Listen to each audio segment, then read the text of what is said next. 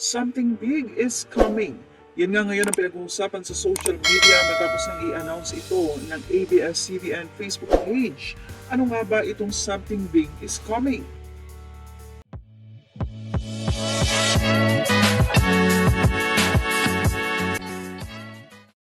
Matapos nga ang pinagdaanan ng ABS-CBN at alam naman natin yan ang pagkawala ng kanilang prangkisa.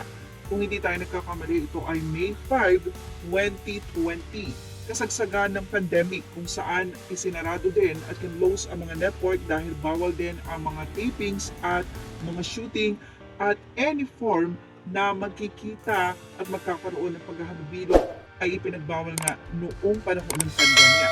Pero kaakibat niyan matapos nga na payagan na ay hindi na nga rin nakabalik pa ang ABS-CBN simula nun dahil tinanggalan na rin sila ng prangkisa. Binili naman ni Manny Villar ang kanilang prangkisa. Kaya naman ngayon, matapos nga i-announce ng ABS-CBN at ipakita na magkakaroon na yata sila again ng sarili nilang tahanan or network ang ABS-CBN, maraming mga natuwa dahil magbabalik na nga ang isa sa pinakasikat na network.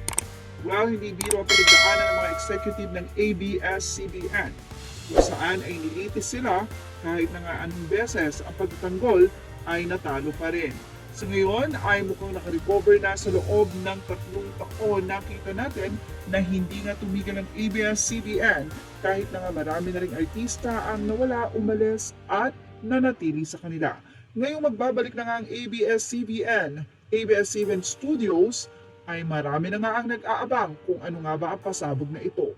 Pero mukhang confirmed na nga na muli ay magkakaroon na nga ng sarili muling prangkisa ang nasabing sikat na network. Kaya naman muli ay maipapalabas na nila sa sariling network ang kanilang mga serye.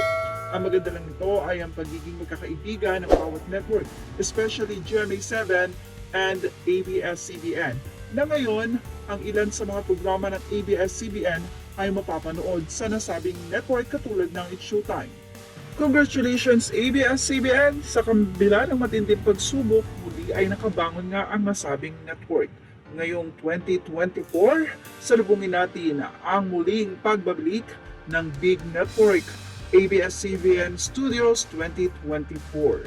Well, sino-sino kaya ang mga magbabalik na mga artista sa ABS? Images are all credit to the rightful owners and thank you for watching.